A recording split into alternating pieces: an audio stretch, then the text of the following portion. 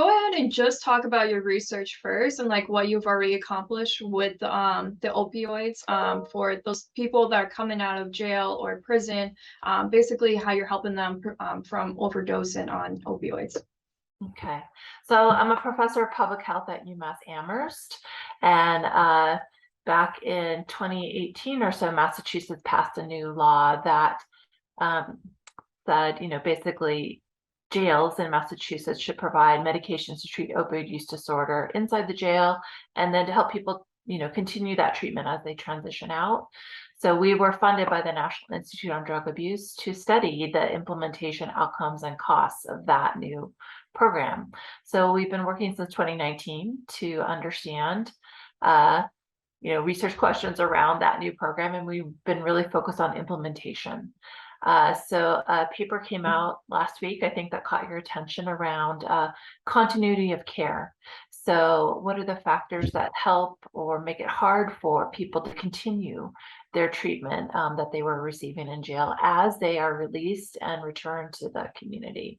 So we work to identify, what are some of the factors that make it easier or hard for people to continue their medication to treat opioid use disorder as they return to the community.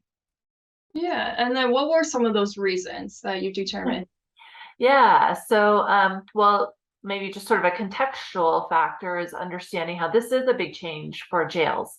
So historically, few, maybe none of them offered this type of evidence-based treatment inside of jail. So it's a big culture shift for them to now take on this responsibility of providing this type of care. So there was some work to be done around understanding what are these medications, how do we address stigma around them.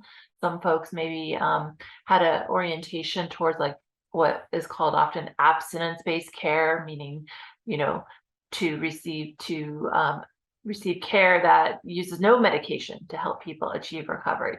So this was a big change, and that was acknowledged as being one of the early, challenging barriers is like the stigma around the medication itself that often even the counseling staff, the therapeutic staff might endorse inside of the jails. But then, other factors also emerged from our research, and it was very practical things like when someone is incarcerated, they may have health insurance, but that gets put on pause when they enter jail because the jail is providing healthcare. But that means then when they exit jail, they might not have an active health insurance on for them. So, that's one thing, a barrier to receiving healthcare on the outside that then jails recognize, well, maybe we could help people reactivate their health insurance.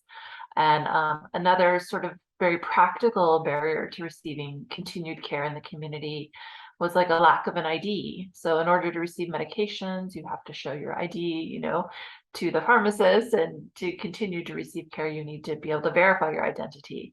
So that was another factor that was identified as being challenging.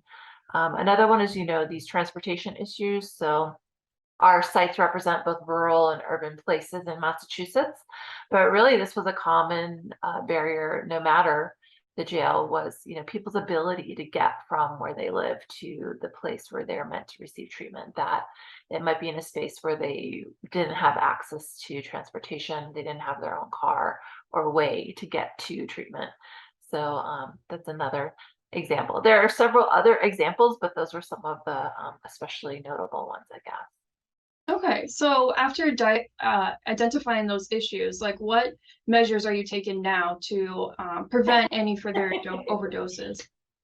Yeah, and that's a great question. It's sort of like, what is our role as researchers sort of to package and reflect back some of these findings or these results and findings to the key stakeholders, and maybe also to present this to policymakers who can brainstorm ways to overcome these hurdles. So another factor we identified was like these early or quick releases from court. So sometimes people they're living in jail, they get taken to court, and it's determined that day that they can be released right from court, which gives the jail very little time to prepare for treatment continuation. So that's an example of how that is a barrier, a real challenge that requires the courts and the jails and the treatment centers to be working together in collaboration in some way, in ways that are different than they're doing now, to minimize or to eliminate that problem. So I guess our role as researchers is to really put a spotlight on, here are some areas where stakeholders could focus their attention and maybe come together and brainstorm, well, how could we overcome this challenge? What are some things that we could maybe do? So I think an important thing when we think about reducing overdose deaths is helping people to stay engaged in the treatment is very important. So we know the treatment, medication to treat opioid use disorder. So I'm talking about methadone, buprenorphine, and then also naltrexone. Those medications are very effective, but only for so long as people continue to take the medication and engage in treatment. So it's important that people are able to engage in treatment. It's often the barriers, like I talked about earlier, can make it very hard for them to continue care, even when they want to. It's the factors like what I talked about can just make it very challenging. Okay. And then also too, so when you started this research, why did you actually start it? Was there a statistic as well on how many people do overdose like after jail as well? Yeah, thanks for asking that question. So it was very striking how Massachusetts had done studies around the incarcerated population, and they had documented how the time after release from jail, people were at a much greater risk, more than 120 times greater risk of experiencing an overdose in the time period immediately after exit from jail. So especially in the first 2 weeks after exit from jail.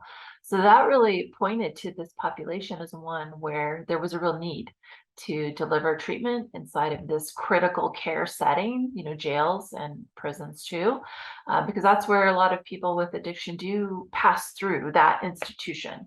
So it's an opportunity to provide evidence-based care in the space where people are living, and then to work with the community to ensure that that treatment is happening during the high risk period immediately after jail exit. Okay. And then what I remember reading from the news release as well that was sent to 22 News. It said like you guys would be working with state agencies as well. What specific state agencies will that be actually? Yeah, so on our project, we're partnered with the Massachusetts Department of Public Health. So they are a key partner in our research and help us to be sure we're asking good questions and framing those questions, but also contextualizing our findings. And then also thinking about, well, given these findings, how could we translate this into action? So one example is working with the Department of Public Health to be sure that our findings are presented to policymakers in the legislature. We are also just working with locally, each town has its own house of correction. So how can we work with the players there, the sheriff, the local sheriffs and their partners to really unpackage, I guess, the results and think about, so how could the jail create practices and policies with these findings in mind? Okay, and then what are you looking forward to most, like in the future, like when you guys do develop more of these tactics and continue everything like forward? What is like the biggest goal you have at the end of this? Like, what do you hope to accomplish? Yeah, I mean, ultimately, we hope that the research will help create programs that does save lives. So to tackle the opioid overdose epidemic, we think the research is positioned to do just that. I guess a bigger goal for me is also this idea of health equity. So, folks with a history of being involved with the justice system are a highly stigmatized and marginalized group, and one that is really disadvantaged. It's very challenging for them to be healthy. So for me, I'm interested in how can we level the playing field such that this population has a more equal chance of accessing healthcare and achieving health in our population. And roughly, like, how long do you think this process will take? I don't know if it's going to be like years and years. Well, it's interesting because, already there's been significant changes. Just the delivery of the program has already happened, and that's a significant change. And Some other related research that we've done, we looked at recidivism. So comparing jails who were offering these types of treatments to jails that were not. And the recidivism risk was much lower if the jail was offering these medication versus if they weren't. So already there was an immediate impact that's very meaningful. When we think about recidivism, that's about people's return to incarceration. So if that's being reduced, it means people are the incarcerated is being reduced, their crime rate is less, there is better community safety happening.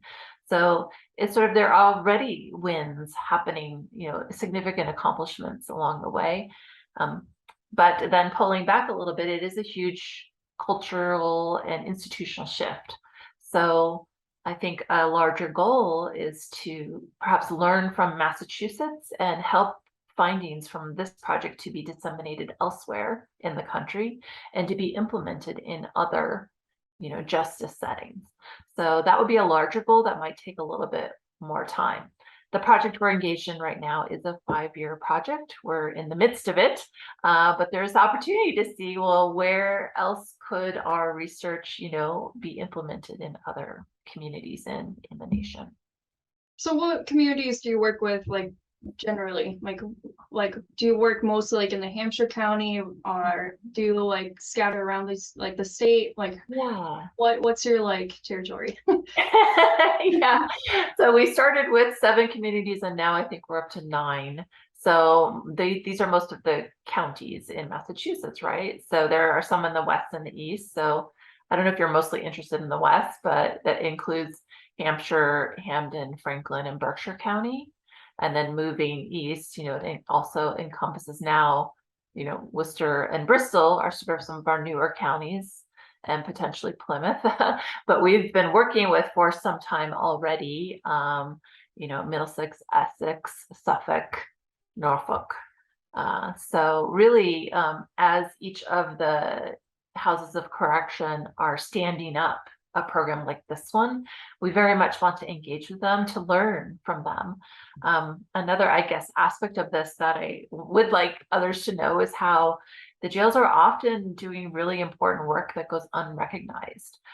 So this is new work that they've not done previously. It is a lot of institutional change. It requires a lot of leadership and buy-in, new training and education among staff and collaboration. And that's an amazing accomplishment that they should be, congratulated to just be able to stand up this program in also very challenging times. So the programming started in 2019 and in March of 2020, COVID happened. So that made the implementation of this program, more challenging in so many ways. Yet all of these houses of correction still continued care as a kind of sign of like they recognize this is important to deliver this type of healthcare.